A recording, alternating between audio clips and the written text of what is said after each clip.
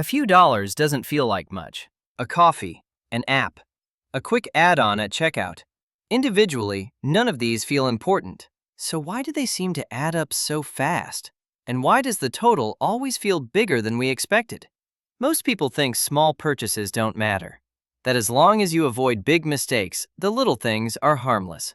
But money doesn't behave that way. Small purchases don't stay small because money doesn't move in isolated moments. It moves continuously.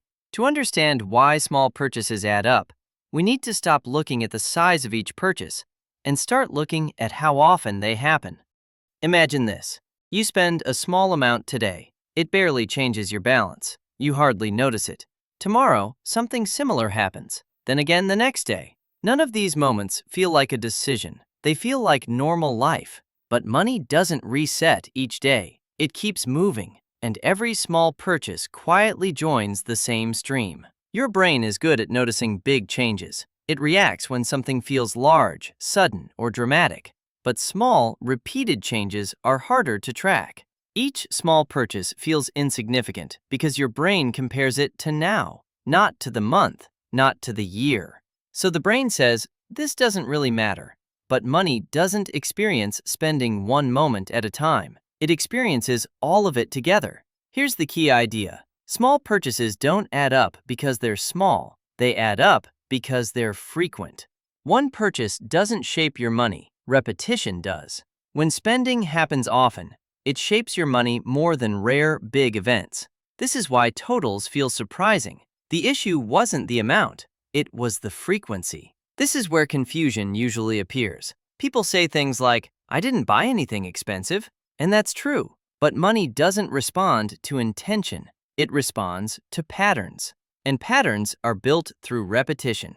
Small purchases don't announce themselves as part of a pattern. They feel independent, but money experiences them together. In the last video, we talked about why credit cards don't feel like real money. Small purchases become even harder to notice when payment feels abstract. Because when spending doesn't feel real, frequency doesn't feel dangerous. Low friction plus repetition is what makes totals grow quietly. Not recklessness, not irresponsibility, just design.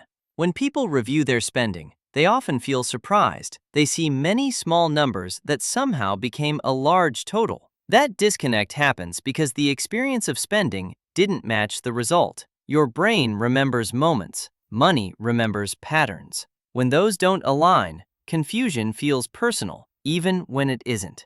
So here's the simple truth. Small purchases add up faster than expected because money is shaped by frequency, not feelings. Your brain experiences spending moment by moment. Money experiences it as a pattern. That gap is where surprise comes from.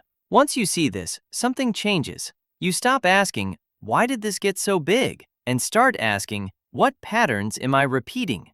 That question leads to clarity, not guilt, just understanding. In the next video, we'll talk about what inflation really means and why prices can quietly rise even when nothing feels different.